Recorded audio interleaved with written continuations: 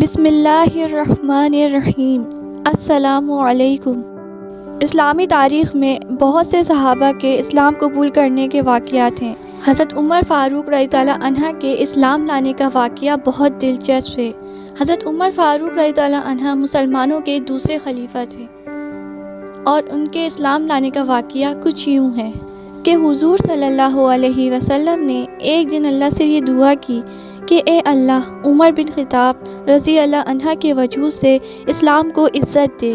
حضور صلی اللہ علیہ وسلم کی دعا ہو اور قبول نہ ہو، چنانچہ ادھر تو یہ دعا ہوئی اور ادھر حضرت عمر رضی اللہ عنہ اقدس صلی اللہ علیہ وسلم کو قتل کرنے کے ارادے سے گھر سے نکلے۔ راستے میں آپ رضی اللہ عنہ کو ایک شخص ملا جس نے پوچھا کہ عمر رضی اللہ عنہ تم کہاں جاتے ہو؟ کہا نعوذ باللہ میں محمد صلی اللہ علیہ وسلم کو قتل کرنے۔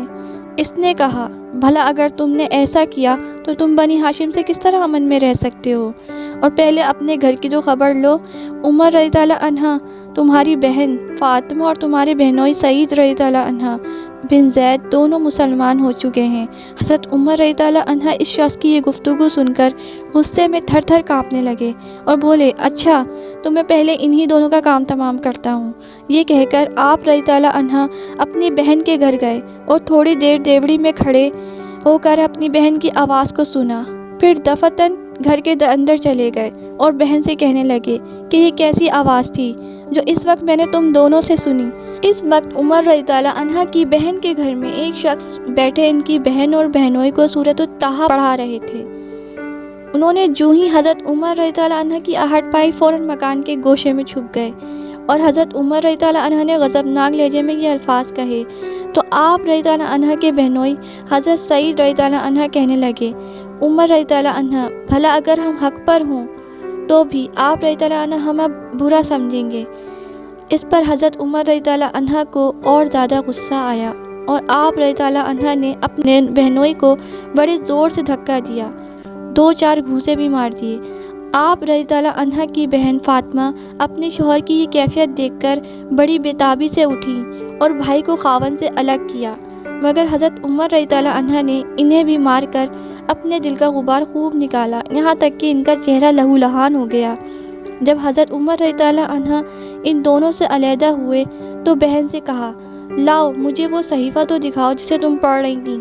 حضرت فاطمہ رضی اللہ عنہ نے کہا بھائی اسے پاک لوگ ہاتھ لگا سکتے ہیں، پہلے آپ رضی اللہ عنہ پاک ہو جائیں۔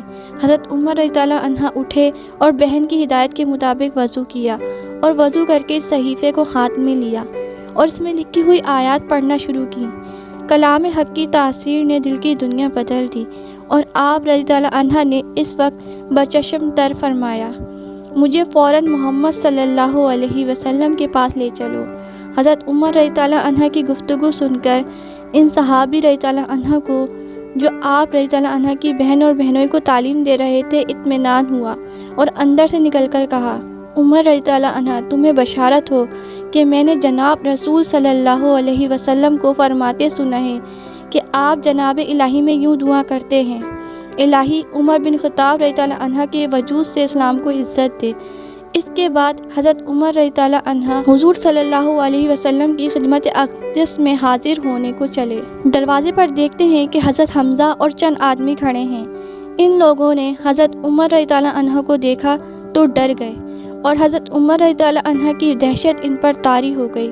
حضرت حمزہ رضی اللہ عنہ نے کہا خدا تعالیٰ اگر حضرت عمر رضی اللہ عنہ کے ساتھ بھلائی کرنا چاہتا ہے تو اسے اسلام کی ہدایت کرے گا، اور اگر خدا نے اس کے علاوہ کوئی دوسری بات چاہی ہے تو عمر رضی اللہ عنہ کو قتل کر ڈالنا ہم پر مشکل نہیں ہے۔ حضور صلی اللہ علیہ وسلم کو حضرت عمر رضی اللہ عنہ کے آنے کی خبر پہنچی۔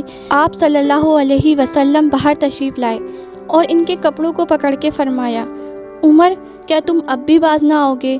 اور پھر آپ صلی اللہ علیہ وسلم نے پھر وہی دعا مانگی یا الہی عمر بن خطاب رضی اللہ عنہ کے وجود سے اسلام کو عزت دے۔ جو ہی رسول کریم صلی اللہ علیہ وسلم کی زبان مبارک سے یہ کلمات نکلے حضرت عمر رضی اللہ عنہ بے ساختہ پکار اٹھے اشہدو ان لا الہ الا اللہ واشہدو ان محمد رسول اللہ۔ حضرت عمر رضی اللہ عنہ کا اعلان حق سنتے ہی موجود مسلمانوں نے سامنے زور سے اللہ اکبر کا نعرہ بلند کیا۔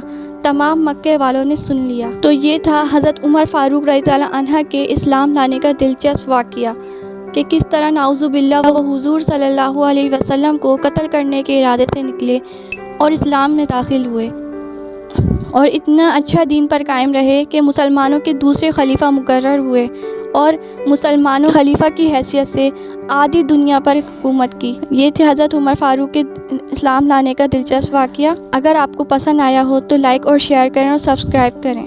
جزاک اللہ خیر۔